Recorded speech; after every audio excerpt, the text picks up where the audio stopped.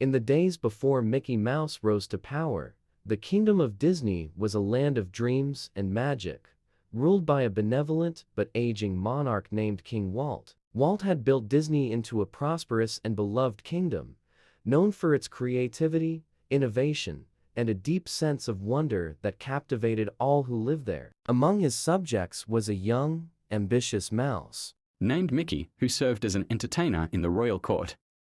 Mickey was well liked for his charm and wit, but few knew of the burning ambition that lay beneath his cheerful exterior. As King Walt's health began to decline, the question of succession loomed over the kingdom. Walt had no children, and the line of succession was unclear. Seeing an opportunity, Mickey began to position himself as the rightful heir to the throne. He ingratiated himself with key figures in the court, using his natural charisma to win their favor. But Mickey was not the only one with ambitions for the throne. Pete the Cat, a powerful and cunning nobleman, had long harbored dreams of ruling Disney. Pete was everything Mickey was not: brutal, intimidating, and feared by many. He had amassed a considerable following among the more ruthless elements of the kingdom and believed that only someone like him could keep Disney strong in the face of external threats. Pete viewed Mickey as a rival, but at first, he underestimated the mouse, seeing him as nothing more than a clever entertainer. As King Walt's condition worsened, the court became a hotbed of intrigue and conspiracy. Pete began consolidating power, using fear and intimidation to eliminate his rivals. He believed that when the time came, he would simply seize the throne by force. But Mickey was not idle. He had cultivated a network of loyal supporters, those who believed in his vision for a brighter, more prosperous Disney. Mickey knew that a direct confrontation with Pete would be disastrous, so he employed subtler tactics. He began to spread rumors about Pete's ambitions, sowing doubt and distrust among the court. At the same time, he made secret alliances with those who had been wronged or oppressed by Pete's brutal tactics. Mickey's charm and persuasive skills won him many allies, but he knew that if he was to succeed, he needed something more: a symbol, a cause that would rally the people to his side. Encountered Winnie the Pooh. Winnie was a simple bear, living in the peaceful 100-acre wood on the outskirts of Disney. He had no interest in politics or power, and his gentle nature made him beloved by all who knew him. Mickey initially saw Winnie as nothing more than a potential ally, someone who could help him gain the support of the common folk. But as Mickey spent more time with Winnie, he found himself both intrigued and frustrated by the bear's unwavering kindness and refusal to see the darker side of the world. Winnie's goodness was a mirror that reflected Mickey's own ambitions and darker tendencies. While Mickey admired Winnie's innocence, he also began to resent it. How could someone like Winnie, who had no understanding of the complexities and dangers of the world, be so universally loved? The more time Mickey spent with Winnie, the more he realized that the bear's very existence was a threat to his own ambitions. Mickey tried to bring Winnie into his fold, to convince him that sometimes hard choices had to be made for the greater good. But Winnie would have none of it. He believed that goodness was its own reward and that no one should have to compromise their principles for power. This infuriated Mickey, who saw Winnie's stance as naive and dangerously idealistic. In Mickey's mind, Winnie's refusal to support him was tantamount to betrayal. As Mickey's resentment grew, so did his determination to prove that he was right and that Winnie's way of thinking was a threat to the kingdom's future. Mickey began to subtly undermine Winnie, turning the bear's friends against him and spreading rumors that Winnie was secretly conspiring with Pete to take the throne. But deep down, Mickey knew that Winnie posed no real threat. His true enemy was Pete, and the final confrontation was inevitable. The day came when King Walt passed away, leaving the throne vacant. Pete, believing that his time had come, marched on the royal palace with his followers, intending to take the crown by force. But Mickey was ready. He had spent years preparing for this moment, and he had the support of key figures within the kingdom who had grown tired of Pete's brutal tactics. The battle between Mickey and Pete was fierce and brutal. Pete's forces were strong, but Mickey had the advantage of strategy and surprise. He had anticipated Pete's move and had laid traps and ambushes throughout the palace. The fight dragged on for hours, with neither side gaining a clear advantage. But Mickey knew that this was his chance to prove himself as the rightful ruler of Disney. In the final moments of the battle, Mickey faced Pete in a one-on-one duel.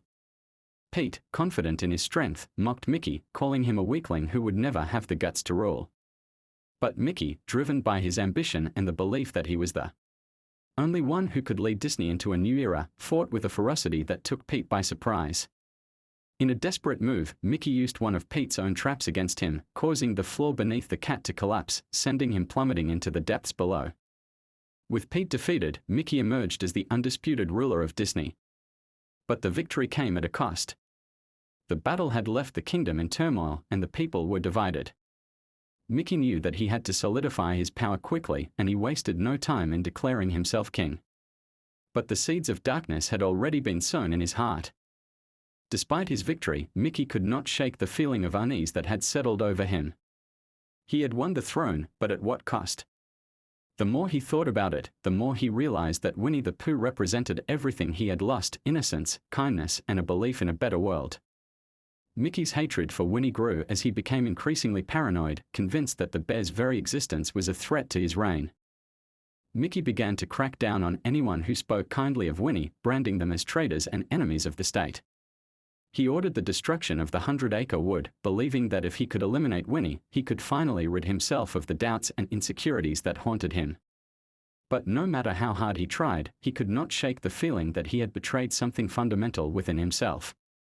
As the years passed, Mickey's rule became increasingly tyrannical. The once joyous and magical kingdom of Disney was transformed into a land of fear and oppression.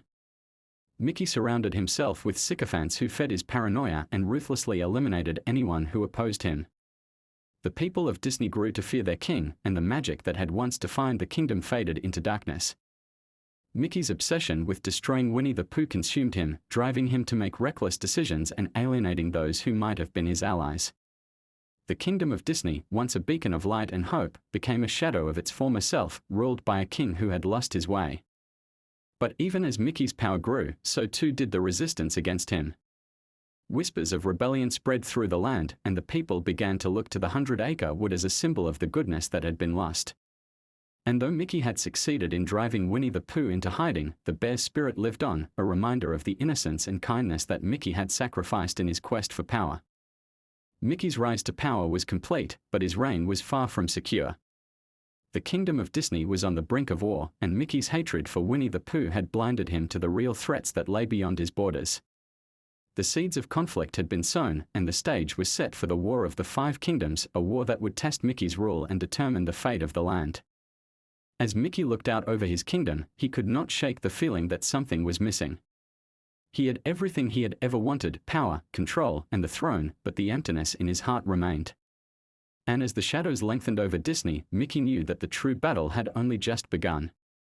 Before the Grand Wizard Mickey Mouse's reign of terror, before the dark alliances between the kingdoms of Sesame Street and Disneyland, the McDonald's empire faced a war of its own. It was an empire built on indulgence, a land where burgers and fries flowed freely, and where Ronald McDonald ruled with swagger and unchecked arrogance. But beneath the surface, there was unrest. A war was brewing, a war that would tear McDonald's apart. This was not the war of kings or wizards, but a civil war, and at the heart of it were two unlikely figures: Grimace, once a jovial and simple-minded creature loyal to Ronald McDonald, now a reluctant leader of the rebellion, and the Hamburglar, whose unchecked greed and thirst for power left a bloody trail of bodies in his wake. The McDonald's empire was at the height of its power. The golden arches stood tall, a symbol of indulgence and excess. People flocked to the fast food kingdom in search of their greasy delights, and Ronald McDonald was their self-proclaimed king, reveling in his glory. But beneath the surface of this prosperity, there were cracks.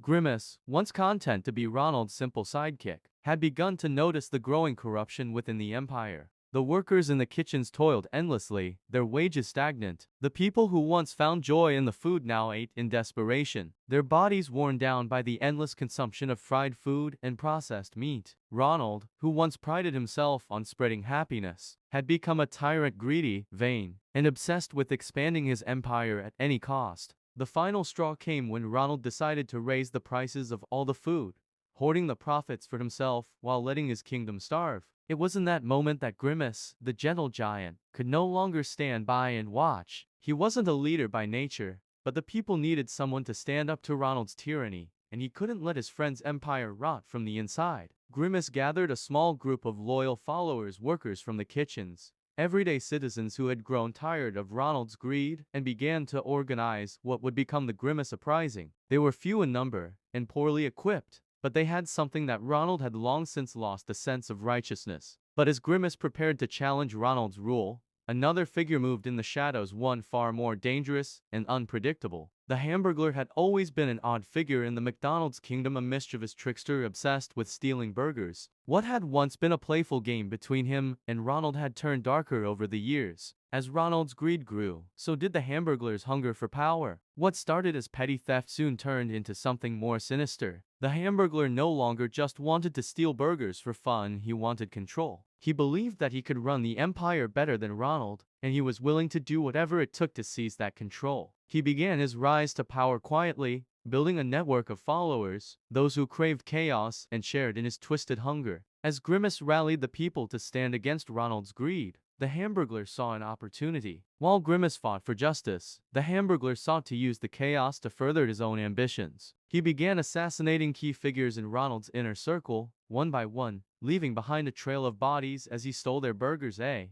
trophies. His methods were brutal, his motives unclear. He didn't care about the people or their suffering, he cared only for himself and for the twisted thrill of conquest. The McDonald's kingdom was now divided on three fronts: Ronald, clinging to his crumbling throne; Grimace, leading the rebellion for a fairer and more just kingdom; and the Hamburglar, a chaotic force, killing and scheming for his own gain. The civil war began in earnest when Grimace and his followers launched a surprise attack on one of Ronald's key strongholds, the McDonald's playplace, a once beloved hub of joy and entertainment, now a fortress guarding Ronald's riches. The attack was brutal, with Grimace leading the charge. His massive frame barreled through Ronald's guards, breaking through their defenses with ease. His followers, inspired by his bravery, fought fiercely, hoping to take back the kingdom from the clutches of their corrupt ruler. Ronald, caught off guard, was forced to retreat, his ego bruised and his grip on power slipping. He had underestimated Grimace, seeing him as nothing more than a bumbling fool. But now he realized the threat was real, and he responded with fury. He sent his elite forces, the Fry Kids, to crush Grimace's rebellion. The once cute mascots of McDonald's had become deadly soldiers, enforcing Ronald's will with ruthless efficiency. The battles were fierce and bloody. The streets ran red with ketchup and darker with the oil that had once fueled the Friars. Grimace's forces, though valiant, were no match for the well-trained Fry Kids. Every victory came at a great cost, and as the war dragged on,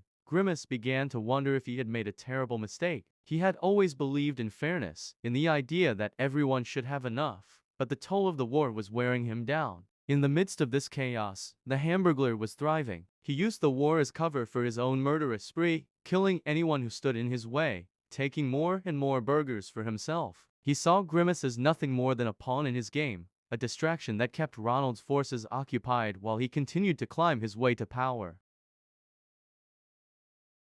As Grimace and Ronald's forces clashed, the Hamburglar made his move. He approached Grimace under the guise of an ally, offering to help the rebellion in exchange for a seat at the table once Ronald was overthrown. Desperate for reinforcements, Grimace accepted, not fully understanding the danger he had just invited into his camp. With the Hamburglar's help, Grimace's forces began to gain ground. They pushed Ronald's troops back, slowly reclaiming parts of the kingdom. But the victories were hollow. Every step forward seemed to cost more lives, and Grimace began to feel the weight of the war pressing down on him. He had never wanted this, had never wanted to become a leader of a violent uprising. But there was no turning back now. Meanwhile, the Hamburglar used his new position within the rebellion to further his own agenda. He began to undermine Grimace from within, turning key members of the rebellion against him, sowing discord and chaos. And all the while, he continued his killing spree, targeting anyone who posed a threat to his ultimate goal of seizing control of the McDonald's empire. The tipping point came when the Hamburglar made his final betrayal. During a crucial battle against Ronald's forces, the Hamburglar led a surprise attack not on Ronald, but on Grimace. His forces turned on the rebellion, slaughtering Grimace's most loyal followers in a shocking act of treachery. Grimace, wounded and betrayed, barely escaped with his life. As he lay hiding in the ruins of what had once been a proud kingdom, he realized the truth. The Hamburglar didn't want to help the people. He didn't care about justice or fairness. He only wanted power, and he would destroy anyone who got in his way. The final battle for the McDonald's kingdom took place in the shadow of the Golden Arches, now tarnished and crumbling. Grimace, battered and broken, made his last stand against both Ronald and the Hamburglar. He knew he couldn't win, not alone, but he also knew that he couldn't let these two monsters continue their reign of terror. Ronald, now fully consumed by his greed, had fortified his throne, surrounding himself with his remaining loyalists. The once colorful clown had become a paranoid, power-hungry tyrant, a shell of the joyful figure he had once been. The Hamburglar, meanwhile, lurked in the shadows, waiting for his moment to strike. He saw Ronald's weakness, his paranoia, and knew that the time had come to finish what he had started. But before he could make his move, Grimace confronted him. "You've betrayed us all," Grimace said, his voice heavy with exhaustion. "This war was never about you. It was about the people." The Hamburglar laughed, his eyes gleaming with madness. "The people? I don't care about the people. I never did. This is about me. It's always been about me." The two clashed in a brutal fight, their conflict mirroring the greater war that had consumed the McDonald's empire. Grimace, fueled by a sense of righteousness, fought with all his might. But the Hamburglar was too cunning, too ruthless. It seemed as though all hope was lost. But in the final moments, as the Hamburglar prepared to deliver the killing blow, Ronald, now completely deranged, turned on both of them. In his madness, he saw enemies everywhere, and in a fit of paranoia, he attacked the Hamburglar, finally ending the thief's bloody reign. Grimace, badly wounded but alive, watched as Ronald's madness consumed him, the once great king of McDonald's. As he looked out over the desolate land, Grimace couldn't help but wonder if things could have been different. Could he have stopped this before it started? Could he have saved the kingdom from itself? As Grimace walked away from the ruins, the shadow of the Hamburglar still haunted him. Even in death, the chaos and destruction the thief had wrought would be felt for years to come, and somewhere, in the distance, a new era began. Sesame Street was always a beacon of joy, a safe haven where learning and laughter reigned. Under Elmo's leadership, the street had flourished, its residents living in harmony. But peace would not last forever. Unbeknownst to the innocent residents, an insurgency was growing in the shadows. The Muppets, led by the once beloved Kermit the Frog, had turned to terror, driven by a twisted sense of justice and a hunger for power. Kermit, bitter and ruthless, believed that Sesame Street's prosperity was built on the suffering of the Muppets, who had been relegated to obscurity while Sesame Street thrived. His vision of a new order would require bloodshed, and his loyal band of Muppets followed him without question. The peaceful world of Sesame Street was about to face its greatest threat, a war waged from within its own ranks. Began with whispers, a few minor disruptions, strange graffiti in the dark corners of Sesame Street, and a growing unease that something was wrong. But Elmo, ever the optimist, believed it was nothing more than a few restless citizens. He didn't see the storm coming until it was too late. Kermit's rise to power within the Muppet Underground was swift. His charm and leadership skills, once used to entertain children, had taken a darker turn. He had convinced his followers, Miss Piggy, Gonzo, Fozzie Bear, and others, that Sesame Street had betrayed them. In Kermit's mind, the Muppets had been discarded, left to rot while Sesame Street basked in fame and fortune. "We gave them everything," Kermit would say, his voice cold and calculating. "And what did we get in return? A spot in the background. It's time we take back what's ours." Kermit's terrorist group, the Muppets, launched a series of small attacks, at first vandalism, intimidation, and kidnappings. But each act was a declaration of war, and the residents of Sesame Street soon found themselves living in fear of what would come next. Elmo, once a kind-hearted leader, was forced to confront the reality that peace could no longer protect his people. He gathered his closest friends, Big Bird, Cookie Monster, and Oscar the Grouch, into a war council. They had to fight back, but the question was how. Big Bird was hesitant, his peaceful nature at odds with the idea of violence. "We can't fight them with weapons," he insisted. "This isn't the way." But Oscar, ever the cynic, saw things differently. "If you don't want to fight, Big Bird, then get out of the way." Kermit isn't playing by the rules anymore. Elmo, torn between his friends' opinions, knew they had to make a stand. The line between peace and survival had blurred. His once innocent outlook on life hardened as he accepted the truth: Sesame Street would never be the same again. He formed the *** Sesame Resistance ***, a militia dedicated to defending the street. Their weapons weren't guns or bombs, they didn't have those, but Elmo knew they could outsmart Kermit's ruthless tactics. However, Kermit had planned for this. The attacks became more frequent and more violent. Explosions rocked Sesame Street, and fear hung in the air like a thick fog. Kermit's terrorist group grew bolder by the day. Miss Piggy, his most loyal lieutenant, led a deadly raid on Hooper's store, leaving it in ruins. The message was clear. The Muppets would stop at nothing to bring Sesame Street to its knees. Gonzo, once the eccentric daredevil, had become a skilled saboteur. He planted explosives throughout the street, creating chaos and destruction wherever he went. Fozzie, once a bumbling comedian, now spread propaganda, turning more residents against Elmo's leadership. Kermit himself remained elusive, a shadowy figure orchestrating the chaos from behind the scenes. His motivations were no longer just political, they were personal. He blamed Elmo for Sesame Street's success and his own downfall, and he wanted revenge. "Sesame Street forgot about us," Kermit hissed during one of his broadcasts. "Now, they will remember." The final confrontation came when Kermit and the Muppets launched a full-scale assault on Sesame Street. It was a brutal siege. Windows shattered, buildings crumbled, and innocent lives were lost. Elmo, now fully committed to the fight, led his friends in a desperate battle to save their home. Big Bird, despite his pacifist nature, stood tall, using his massive size to protect the younger residents.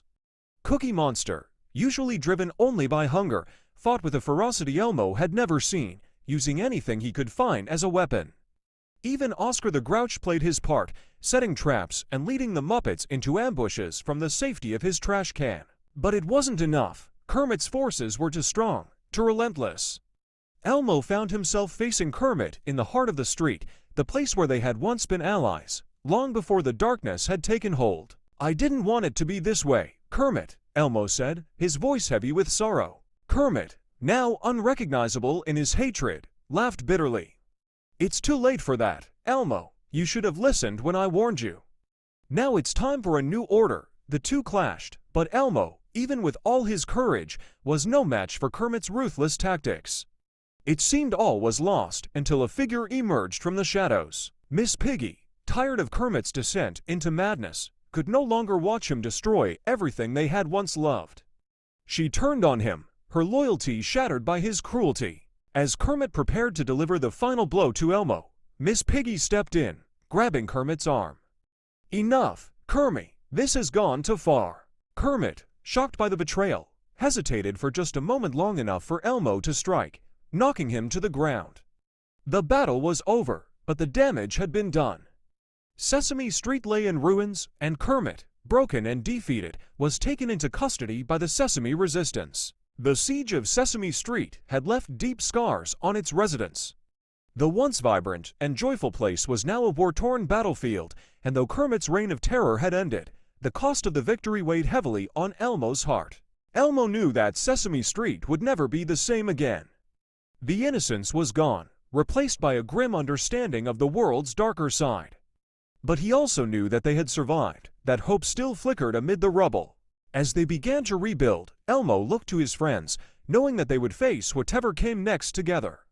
But in the back of his mind, he wondered if they had truly defeated the darkness or if it had simply taken on a new form, waiting for the right moment to strike again.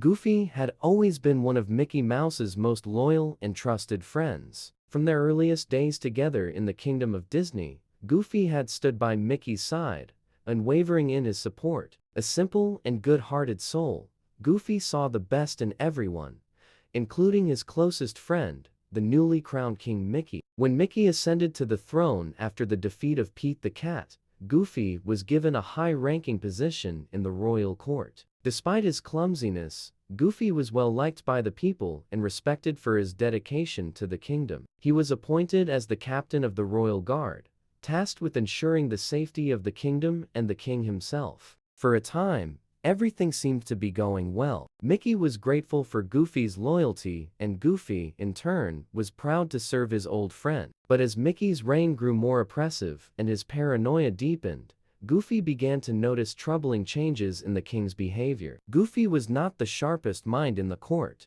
but he had a keen sense of right and wrong. He began to notice that Mickey's policies were becoming increasingly harsh. Dissenters were punished severely, and anyone who questioned Mickey's authority disappeared without a trace. The once joyful and vibrant Kingdom of Disney was now ruled by fear, and Goofy could no longer ignore the suffering of the people. At first, Goofy tried to speak to Mickey privately, hoping to appeal to the friend he had known for so many years. "Gorsh, Mick, I don't know if all this is right," Goofy would say, his voice filled with concern. But Mickey, consumed by his obsession with power and his growing hatred for Winnie the Pooh, dismissed Goofy's concerns as navet. "Goofy, you don't understand," Mickey would reply coldly. "To keep this kingdom safe, we have to make tough decisions. You just need to trust me." Goofy wanted to trust Mickey, but the more he saw, the more he realized that something was terribly wrong. The kingdom he had loved was slipping away,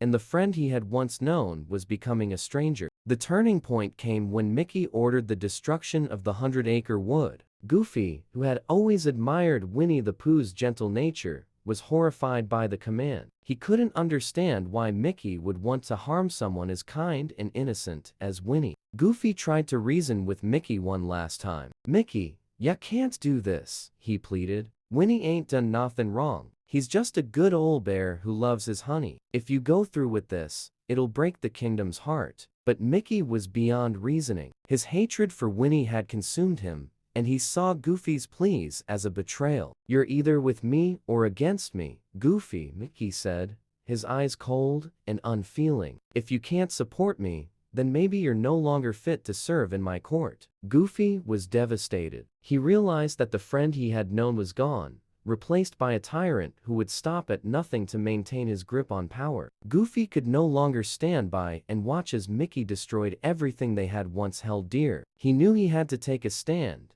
even if it meant opposing the king. Goofy began to secretly work against Mickey's regime. He helped smuggle supplies to those in need, protected innocents from Mickey's wrath, and even warned Winnie the Pooh of the impending attack on the 100-acre wood. Goofy knew that if he were caught, the consequences would be dire, but he couldn't live with himself if he did nothing. As Goofy's resistance efforts grew, so did Mickey's suspicion. The once loyal captain of the guard was now seen as a potential traitor, and Mickey's paranoia led him to believe that Goofy was conspiring with his enemies. In truth, Goofy wanted nothing more than to save his friend from the darkness that had taken hold of him, but Mickey was too far gone to see it. Mickey's advisors began to whisper in his ear, fueling his fears. They suggested that Goofy was plotting against him, that the bumbling knight had betrayed the kingdom. Mickey, desperate to maintain his power and eliminate any threats, made the fateful decision to deal with Goofy once and for all. One evening,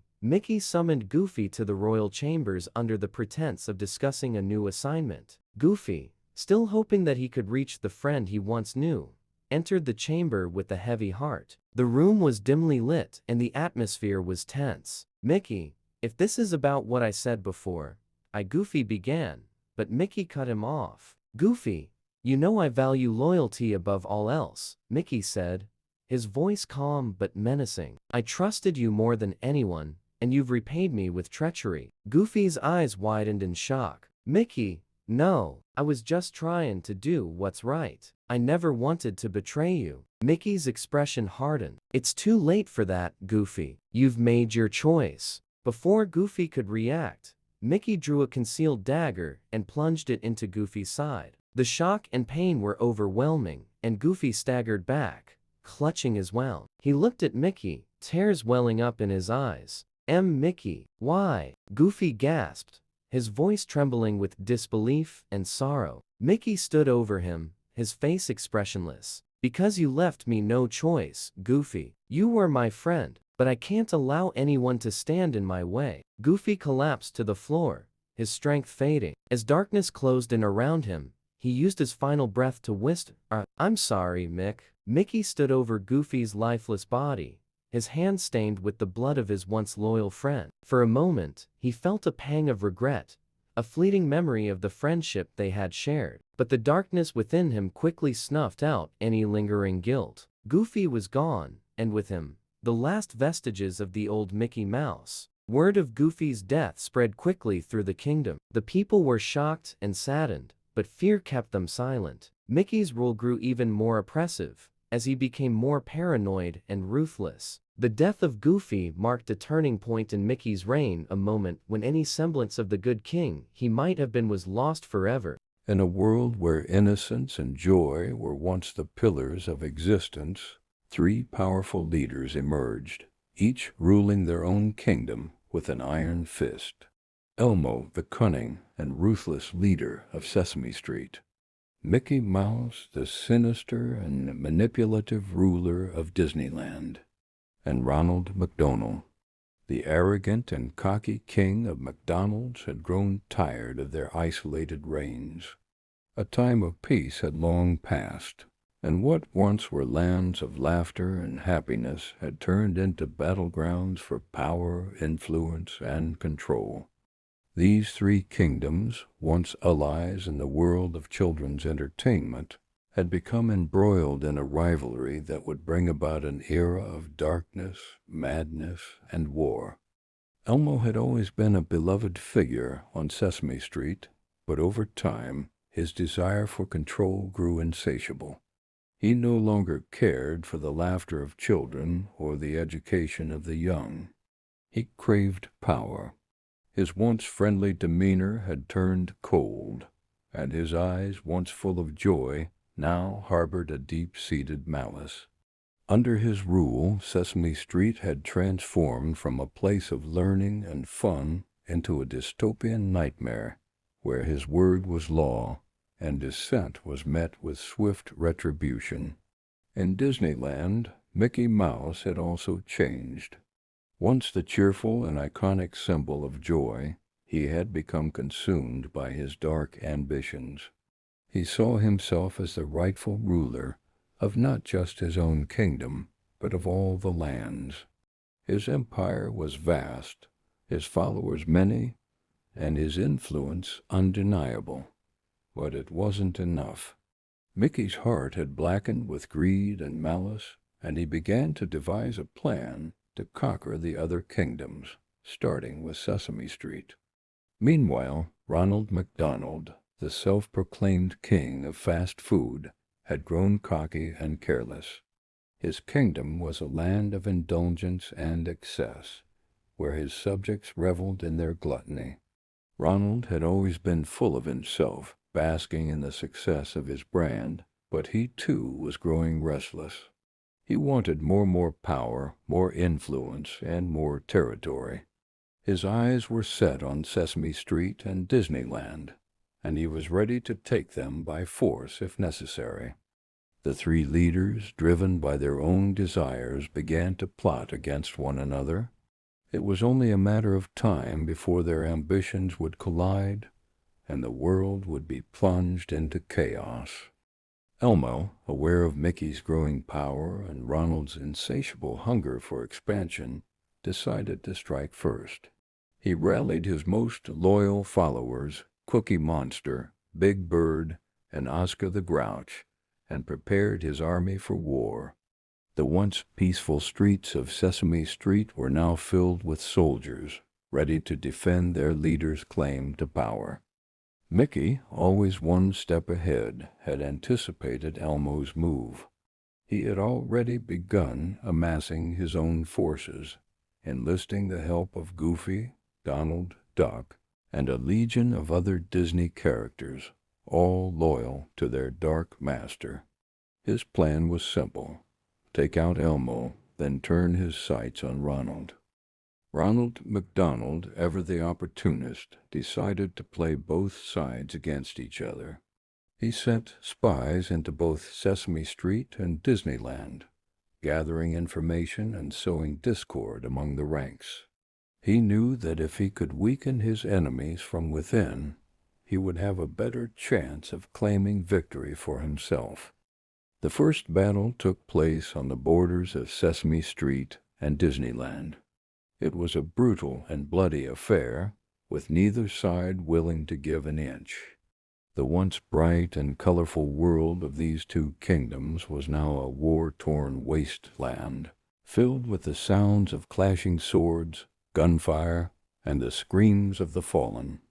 Elmo, leading his forces from the front, was determined to hold his ground. But Mickey was relentless, using every dirty trick in the book to gain the upper hand. As the battle raged on, It became clear that this was only the beginning of a long and devastating war. As the war dragged on, the leaders began to descend further into madness. Elmo, once a symbol of love and education, became increasingly paranoid and ruthless. He saw traitors everywhere, and his punishments grew more severe. His closest advisers began to fear him, whispering among themselves about his growing instability. Mickey, on the other hand, embraced his dark side fully. He reveled in the chaos and destruction, seeing it as a necessary step toward his ultimate goal of domination. He began to experiment with dark magic, delving into forbidden arts in a desperate bid to gain more power.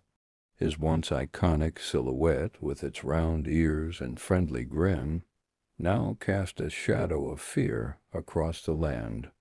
Ronald McDonald, too, was not immune to the madness. His arrogance had turned into full-blown megalomania. He began to believe that he was invincible, destined to rule over all. He no longer cared about the cost of his ambition, willing to sacrifice anything and anyone to achieve his goals.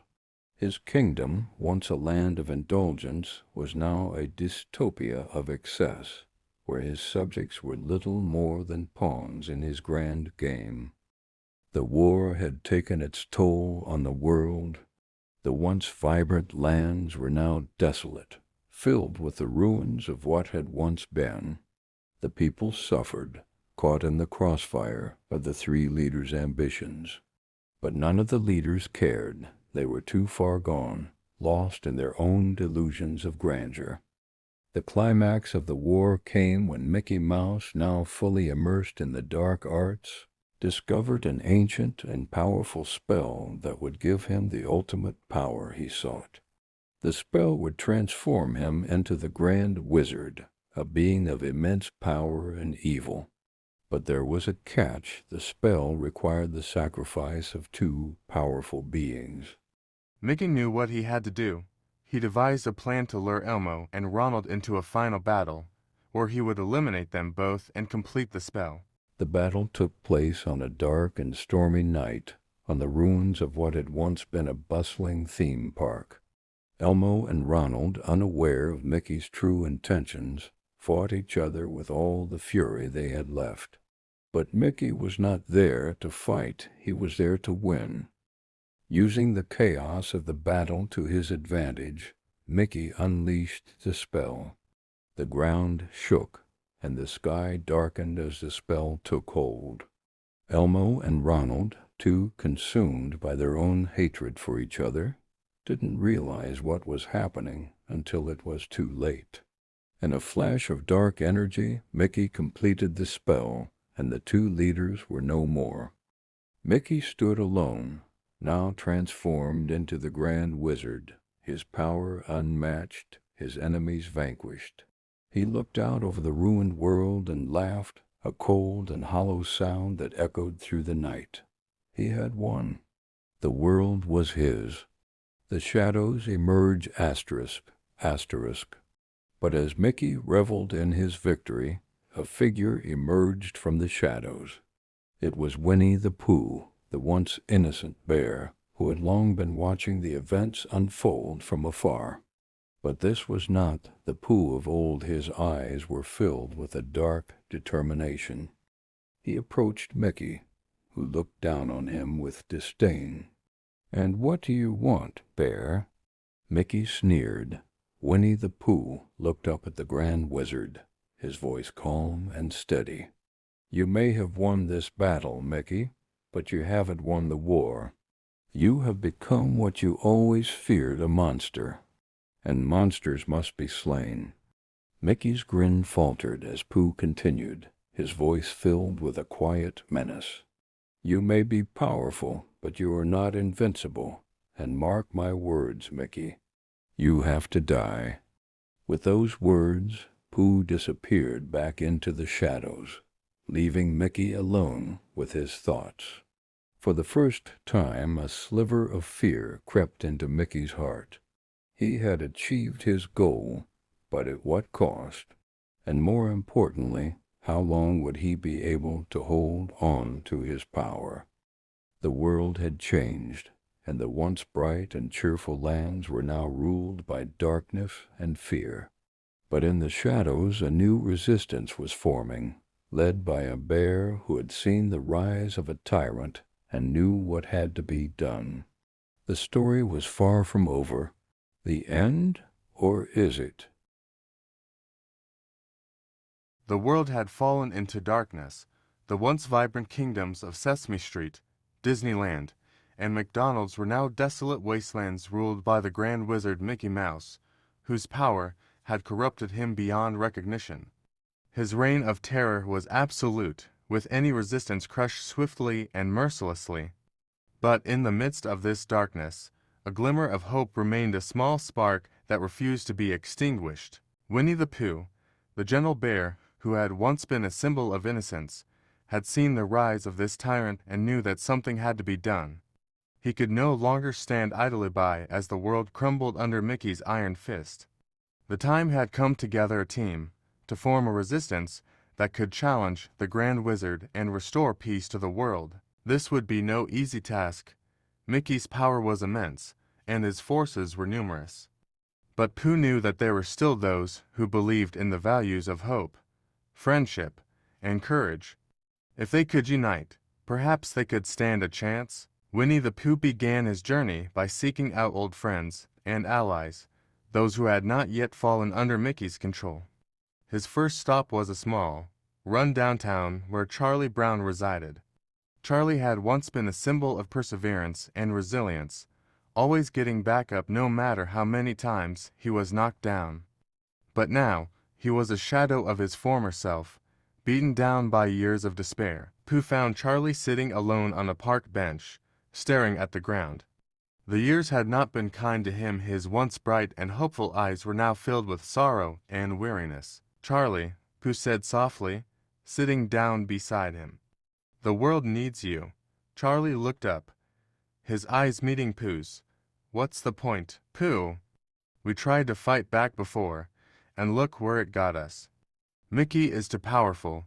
We don't stand a chance." Pooh placed a paw on Charlie's shoulder. "We can't give up. Not now. There's still hope. But I can't do this alone. I need you. Charlie, the world needs you." After a long moment of silence, Charlie nodded slowly. "All right, Pooh, I'll help. But where do we start?" Next, Pooh and Charlie sought out Fred Flintstone, a man who had once been a leader of his own tribe, a symbol of strength and camaraderie. But Fred's town, Bedrock, had been devastated by Mickey's forces, leaving Fred bitter and angry. When they found Fred, he was living in the ruins of his old home, his once booming laugh replaced by a hardened silence. Pooh explained their mission, but Fred was reluctant. He had lost too much, seen too many friends fall. "Why should I risk everything again, Pooh?" Fred asked, his voice gruff. "We're just going to get crushed like the last time, because we can't let fear stop us," Pooh replied. "We have to stand up for what's right, even when the odds are against us. That's what makes us strong." Fred stared at Pooh for a long time before finally nodding. "You're right, Pooh. I'm in." Finally, the group needed one last member, someone clever, quick on their feet, and unafraid to take risks. Bugs Bunny, the famous trickster, fit the bill perfectly. Bugs had been living on the outskirts of civilization, avoiding conflict and staying under the radar. When Pooh and his team approached him, he was hesitant, knowing full well the dangers they faced. "I don't know, Doc," Bugs said, chewing on a carrot. "Mickey ain't no pushover. This ain't just another rabbit season, you know.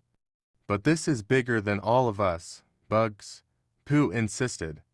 "If we don't do something, no one will. We need your wits, your courage." Bugs scratched his head, pondering for a moment. Then, with a sly grin, he said, "All right, I'm in. But just remember, if we pull this off, I get the carrots." With the team assembled, Winnie the Pooh, Charlie Brown, Fred Flintstone, and Bugs Bunny set out on their perilous journey. The road ahead was fraught with danger, but they were determined to fight for a future free from the darkness that had engulfed their world. The journey to Mickey's stronghold was long and arduous. The world had become a wasteland, twisted and corrupted by the Grand Wizard's dark influence. The skies were perpetually overcast, and the once vibrant lands were now barren and lifeless. Along the way, the team faced numerous challenges, including skirmishes with Mickey's loyal minions and the treacherous terrain itself. Despite the hardships, the team grew closer, each member drawing strength from the others. Charlie Brown, once riddled with doubt, began to regain his confidence, inspired by the unwavering determination. His companions, Fred Flintstone, initially hardened by his losses, found solace in the camaraderie of the group, his spirits lifting as they shared stories around the campfire. Bugs Bunny, always the jokester, provided much-needed levity, his quick wit and humor keeping the team's morale high. Pooh, though not the strongest or the bravest, served as the heart of the group. His unshakable belief in their cause and his quiet wisdom guided them through the darkest moments of their journey. Though the world around them was bleak, within their small band, a sense of hope began to flourish. As they neared Mickey's fortress, the team encountered Donald Duck, now a twisted and malevolent enforcer of the Grand Wizard's will. Once a beloved companion to Mickey, Donald had been corrupted by the same dark magic that had consumed his master. His eyes, once filled with mischief and loyalty, were now cold and merciless. "You've come all this way just to die," Donald sneered as he confronted the team. "Mickey's power is absolute. You can't defeat him." "We don't have to defeat him alone," Pooh said, stepping forward. "We're not here just to fight, we're here to remind everyone of what's been lost, of what we're fighting for." Donald hesitated, a flicker of doubt crossing his face. For a brief moment, the old Donald seemed to resurface, but the darkness quickly reasserted itself. "I'll end you before you even get close to him," Donald snarled, drawing his weapon. The battle was on. The team fought bravely against Donald Duck, each member using their unique skills to try and gain the upper hand. Charlie Brown, who had never been much of a fighter, found his courage and stood his ground, dodging Donald's fierce attacks. Fred Flintstone used his immense strength to keep Donald at bay, while Bugs Bunny's quick thinking and clever tricks kept Donald off balance. But it was Winnie the Pooh who delivered the final blow, not with brute force, but with the power of words. As Donald prepared to strike the finishing blow, Pooh spoke to him, reminding him of the friendship and loyalty that had once defined him. "Donald, this isn't who you are," Pooh said, his voice gentle but firm. "Remember who you used to be. Remember the good times, the laughter, the joy. You don't have to follow Mickey down this dark path. You can choose to be better." For a moment, Donald hesitated, his weapon trembling in his hand. Memories of the past, of the happiness he had once known, flooded his mind. The darkness that had consumed him began to recede, and with a final, anguished cry, Donald dropped his weapon and fell to his knees. I can't," Donald whispered, tears streaming down his face. "I can't do this anymore." Pooh placed a paw on Donald's shoulder, offering him a small, sad smile. "It's okay, Donald. You're not alone." With Donald defeated, the path to Mickey's fortress was clear. The team pressed on, knowing that the hardest battle was yet to come. The final confrontation took place within the heart of Mickey's dark fortress. The once joyous Disneyland castle was now a twisted monument to his power, shrouded in darkness and despair. The Grand Wizard Mickey awaited them, his form now monstrous, his eyes glowing with malevolent power. "You dare challenge me?" Mickey's voice boomed, echoing through the chamber. "I am the Grand Wizard. My power is limitless. You are nothing but insects beneath my feet." But Pooh and his team stood their ground. They knew that this was their last chance to bring light back into the world, and they would not back down. The battle was fierce and desperate. Mickey's dark magic was overwhelming, and for a time, it seemed as though the team would be crushed under his might. But just as all hope seemed lost, a spark of light began to glow within each of them. Charlie Brown, Fred Flintstone, Bugs Bunny, and Winnie the Pooh, all of them had something that Mickey had lost long ago. The ability to hope, to believe in something greater than themselves. It was this light, this hope, that began to push back against Mickey's darkness. "You cannot defeat me," Mickey roared, unleashing a devastating wave of dark energy. But the team fought on, their bonds of friendship and their belief in their cause giving them the strength to resist. And in the end, it was not brute force that won. When Elmo and Ronald McDonald fell to the Grand Wizard, their deaths were not the end, but the beginning of a journey far more terrifying. Their souls, ripped from the mortal world, descended into a dark and twisted realm, a place between life and death, where horrors awaited them at every turn. This was no ordinary afterlife. It was a place where nightmares reigned, a world of monsters, vampires, werewolves, and scarecrows, all bound by dark magic. Here, Elmo and Ronald would have to survive the terror and find a way back to the world of the living. But first, they had to face the creatures lurking in the shadows. Elmo and Ronald woke up in a barren, fog-shrouded wasteland. The ground beneath their feet was cold and cracked, as if the very earth had been drained of life. In the distance, they could hear the howling of creatures, wolves, but not the kind from their world. These were werewolves, monstrous beings that prowled the wasteland in search of souls to devour. Ronald, disoriented, looked around. "Where the hell are we?" Elmo, his voice filled with frustration, growled, "Elmo doesn't know, but Elmo doesn't like this place." The two of them began walking, unsure of where to go. The sky above was a swirling mass of black clouds, occasionally illuminated by lightning strikes that revealed glimpses of the twisted landscape. Strange shapes moved in the shadows, monsters, demons, and worse. As they made their way through the wasteland, they came upon a village, but it was no ordinary village. The buildings were dilapidated, the windows dark, and strange figures moved through the streets. These were not people. They were ghouls, half-decayed and hungry for flesh. In the center of the village stood a tall, ominous figure. A scarecrow, its eyes glowing with an unnatural light. The scarecrow watched them, silent and still, as if waiting for something. As they approached the scarecrow, the air grew colder. Elmo and Ronald stopped in their tracks, uneasy under its gaze. The scarecrow's head slowly tilted, its eyes flickering with malice. "What are you doing here?" the scarecrow asked in a deep, raspy voice. "You do not belong in this world." Ronald, ever the cocky one, stepped forward. "We didn't ask to be here. We're just looking for a way out." The scarecrow's grin widened, revealing a row of jagged teeth. "There is only one way out of this world. You must prove yourselves worthy by surviving the horrors that lie ahead." Elmo, frustrated, snapped, "Elmo doesn't want to play your games." But the scarecrow only laughed. "You have no choice. The monsters here will not rest until they have devoured your souls. Vampires, werewolves, ghouls, they all hunger for the flesh of the fallen. If you survive, you may find your way back. If not, you will become one of them." With that, the scarecrow raised its arm, and the village around them seemed to come alive. The ghouls began to stir, their hollow eyes fixating on Elmo and Ronald. From the darkened alleyways, vampires emerged, their fangs gleaming in the pale light. And in the distance, the howling of the werewolves grew louder, closer. Ronald clenched his fists. "Guess we have no choice." Elmo, his voice low, nodded. "Elmo's ready."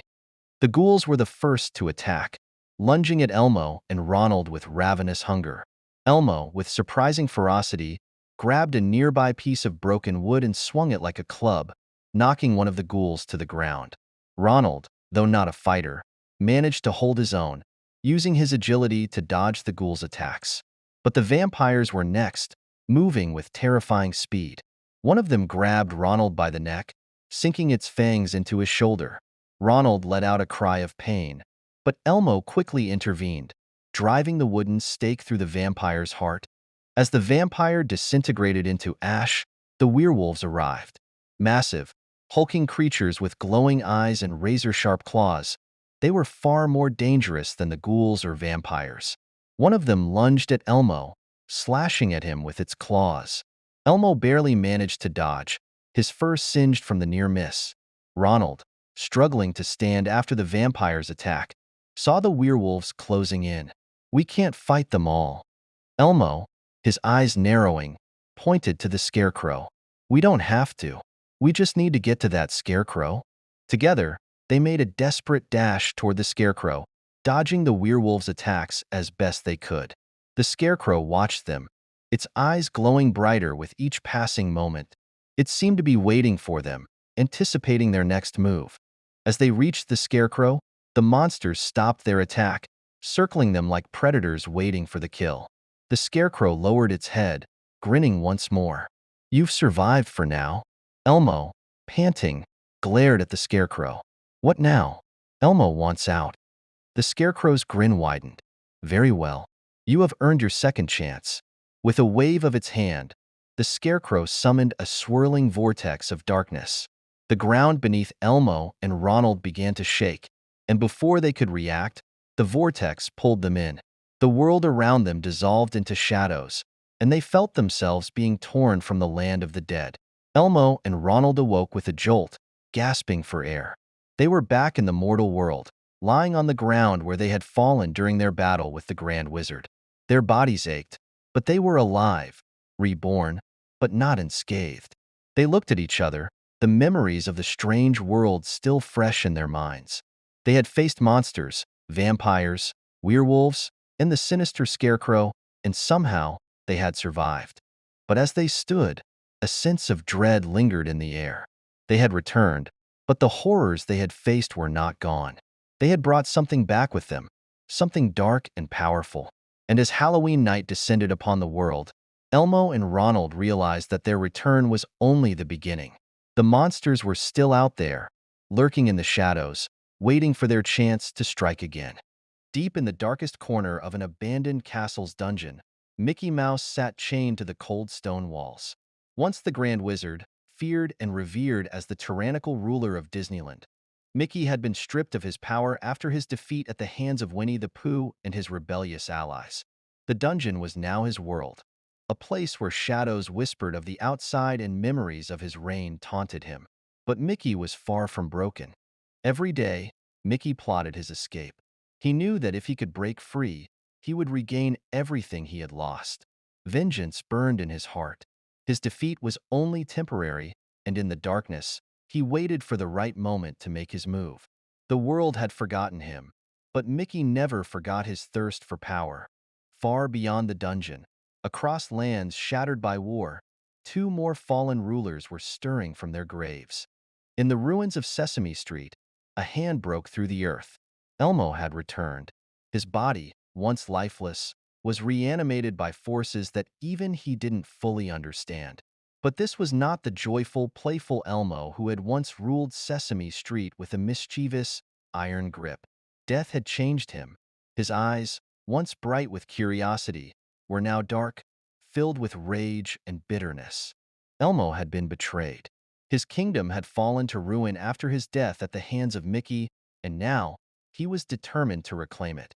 Fueled by his resurrection, Elmo began to gather what remained of his loyal followers. He would not let the world forget him so easily. His desire to rule again, to control Sesame Street and beyond, was stronger than ever. Meanwhile, in the desolate outskirts of a decimated city, another figure rose from the dead. Ronald McDonald, the infamous leader of the McDonald's empire, had also been brought back to life. But Ronald's return was not celebrated. He was now a fugitive, hunted by every government and militia for his heinous crimes against humanity during the McDonald's Civil War. Ronald's once proud, clownish attire was now tattered, his makeup smeared and faded. He was no longer the cocky ruler he once was. Instead, Ronald was a broken man, on the run from his past and the countless enemies he had made. His return from the dead was not to reclaim a throne. He was simply trying to survive. Back in his dungeon, Mickey was not alone in his planning. For months, he had subtly manipulated the guards, sowing dissent among them, playing on their fears and greed. He knew that the prison's loyalty was fragile and that all he needed was a spark to ignite the chaos necessary for his escape. One stormy night, As lightning lit up the sky, that moment came. Mickey, using hidden tools and his remaining magic, picked the locks on his chains. The guards were distracted by a carefully orchestrated riot in another part of the castle, and with the storm masking his movements, Mickey made his escape. He slipped through the dungeon's corridors, taking out any guards who stood in his way. Mickey was no longer the joyful, cheery mouse that the world remembered. He had become something far darker, more dangerous. As he stepped into the night air, free for the first time in months, he grinned. He was no longer just Mickey Mouse. He was the fallen wizard, and he would have his revenge. While Mickey plotted his next move, Ronald McDonald continued his desperate flight from the authorities. Every town he entered, every shadowy corner he hid in, he was pursued by bounty hunters, soldiers, and former allies who wanted him dead. Ronald had no allies left. The McDonald's empire had collapsed after the Cartoon War, and now he was nothing more than a ghost, hunted for the atrocities he had committed in his quest for power. But Ronald, ever the survivor, knew how to stay one step ahead of his enemies. He used disguises, trickery, and every dirty tactic he could think of to evade capture. But as he ran, Ronald couldn't escape the nightmares of his past. The faces of those he had betrayed and killed haunted him, their screams echoing in his mind. He knew that eventually he would be caught. But until then, Ronald would fight tooth and nail to stay alive. Elmo, now fully resurrected, had begun his campaign to reclaim Sesame Street. His army grew with each passing day, as those who had once feared or respected him returned to his side. But Elmo's new rule was not one of joy or mischief, it was one of terror. The once vibrant and colorful streets of Sesame Street were now a battleground. Elmo's enemies, those who had opposed him before his death, were hunted down and either forced into submission or eliminated. Big Bird and Cookie Monster, now the leaders of the Sesame Street resistance, were forced into hiding, desperately trying to gather allies to fight against the dark version of Elmo that had returned. Elmo's reign was brutal, and his desire for total control consumed him. He no longer cared about the people. He only cared about power. As his army marched through the streets, Elmo declared war on anyone who stood in his way, vowing to reclaim not just Sesame Street, but the entire land. As chaos spread across the lands, Elmo reclaiming his kingdom with violence, Mickey escaping prison, and Ronald fleeing for his life. Winnie the Pooh watched from afar. He had thought the battles were over when Mickey had been defeated, but now it was clear that the darkness had only just begun. Winnie, ever the reluctant hero, knew that he could not stand by while the world fell apart again. He called upon the allies who had helped him defeat Mickey the first time: Charlie Brown, Bugs Bunny, Fred Flintstone, and together, they prepared for the next great war. But Winnie also knew that this time would be different. Mickey was more dangerous than ever, and Elmo's thirst for power had turned him into a tyrant. The world was teetering on the edge of destruction, and only by confronting the fallen rulers head-on could they hope to save it. As Mickey gathered his old followers and began to rebuild his forces, rumors spread of his escape. The world braced for the inevitable conflict. Elmo, now in control of a vast army, turned his sights toward Mickey, seeing him as the greatest threat to his dominion. Meanwhile, Ronald McDonald, still on the run, found himself cornered by a mysterious figure. It was Winnie the Pooh, who had been tracking Ronald for weeks. But instead of delivering justice, Winnie offered him a choice: join the fight against Mickey and Elmo, or face the consequences of his past alone. Ronald, desperate and broken, agreed to help. He had nothing left to lose. The final confrontation would take place at the ruins of Disneyland, the site of Mickey's former kingdom. As the armies of Elmo, Ronald, and Winnie clashed with Mickey's forces, the battle for the future of the land began in earnest. As the smoke cleared from the battlefield, the war was far from over. Mickey, Elmo, and Ronald were all forces of chaos, each with their own dark ambitions. Winnie and his allies knew that they faced an uphill battle, but they also knew that hope remained as long as they stood together. The fallen rulers would either reclaim their thrones or be destroyed once and for all. The storm had come again, and the final war had only just begun. The end. For now, ***. The world had been pushed to the brink of destruction. Elmo had seized control of Sesame Street, turning it into a tyrannical regime where fear ruled the streets. Mickey Mouse, now free from his dungeon and once again known as the Grand Wizard, was rebuilding his forces, preparing to reclaim Disneyland and expand his power across all lands. Ronald McDonald, once a fugitive, had joined the fight out of desperation, hoping to atone for his crimes, or, at the very least, survive the chaos. But the final stand would not be fought in the shadow of any one kingdom. No, this war would end in the very heart of what was once the greatest empire, Disneyland. And Winnie the Pooh, the gentle leader of the rebellion, knew that the time had come to confront the evil forces once and for all. The ruined remains of Disneyland served as the battleground for what would become known as the War of the Fallen Kingdoms. Elmo's army, bloodthirsty and loyal to their twisted leader, marched from the north. Mickey's forces, cult-like in their devotion to the Grand Wizard, arrived from the south. Ronald McDonald, now a broken man leading a ragtag band of mercenaries, emerged from the east, knowing he had little to lose. And from the west came Winnie the Pooh and his allies, Charlie Brown, Bugs Bunny, Fred Flintstone, and a handful of others who had fought against tyranny time and again. Their mission was simple: stop Mickey, defeat Elmo, and finally put an end to the madness that had consumed the world. As the four armies converged on Disneyland, the skies grew dark and a storm began to brew overhead. The ground trembled with the weight of their footsteps, and soon, the air was filled with the sounds of battle, clashing steel, magic-infused explosions, and the cries of soldiers on both sides. In the midst of the chaos, Elmo led his troops with ruthless efficiency. His once playful demeanor had been entirely replaced by a sadistic hunger for power.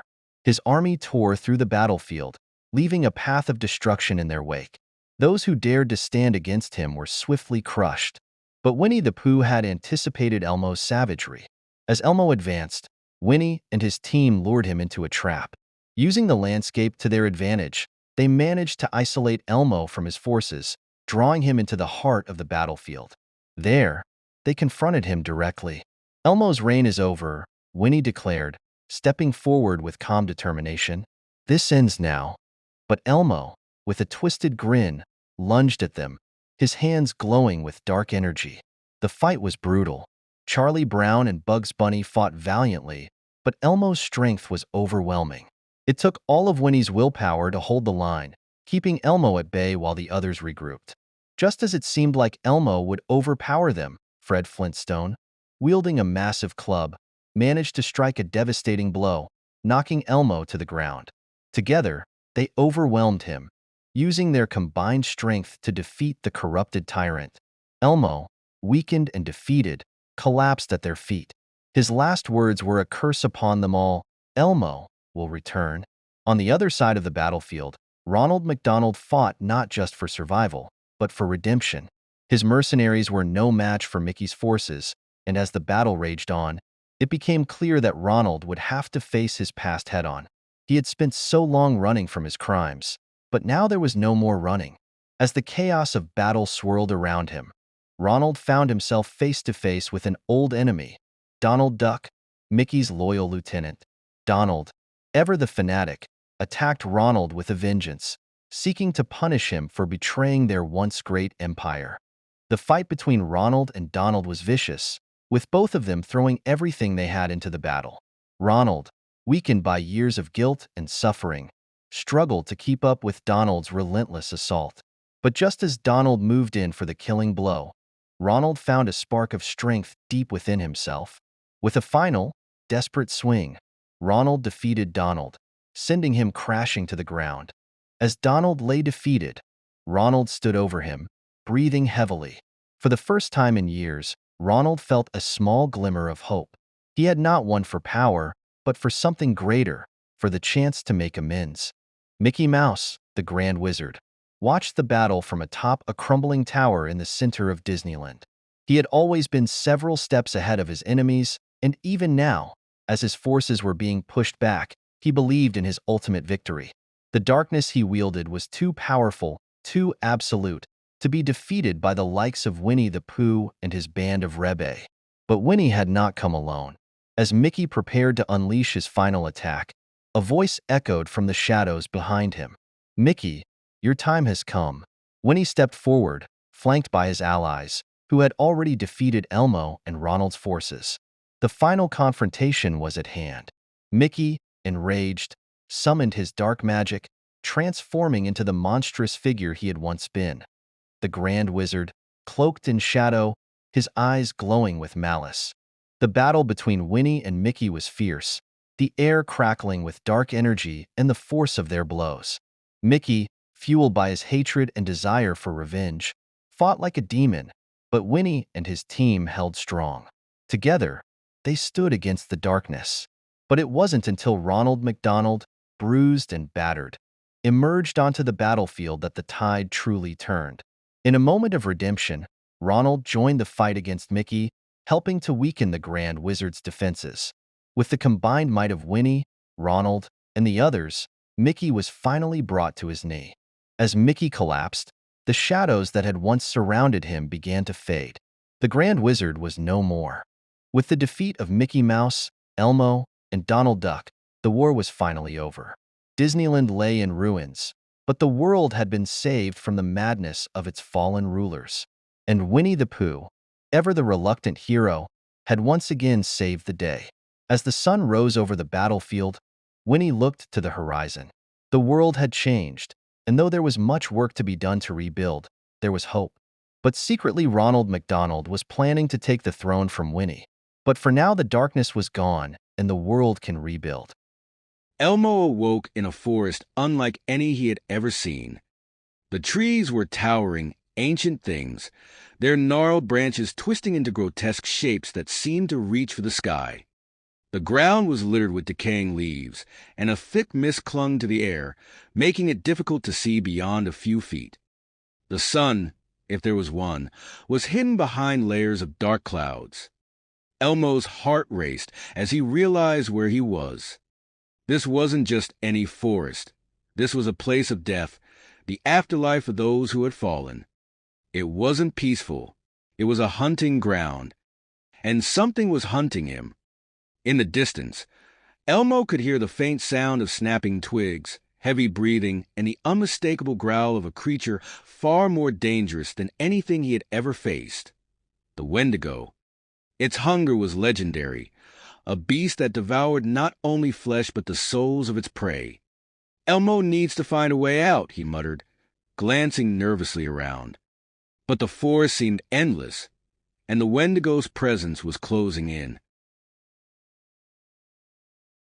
Meanwhile, in the world of the living, the aftermath of the Grand Wizard's death left a power vacuum that dark forces sought to exploit. Mickey Mouse, though defeated, was not truly gone. His ghost lingered, fueled by rage and an insatiable desire for control. In the town of Peanuts, Charlie Brown, who had always been caught in the middle of events far beyond his understanding, was starting to hear whispers. At first, they were faint, just soft murmurs in the back of his mind. But now, they were clearer, more insistent. "Mickey can make it all better, Charlie," the voice whispered. "You've always been a loser, haven't you? But Mickey can change that. Join me, and you'll never fail again." Charlie Brown sat in his room, trembling. He knew something was wrong, that the voice was unnatural, but the temptation gnawed at him. All his life, he had been the underdog, the boy who never succeeded. What if? What if Mickey could really change that? "Just say yes," the voice continued, a sinister edge creeping into Mickey's ghostly tone. "It's so simple, Charlie. Just one word, and everything you've ever wanted will be yours."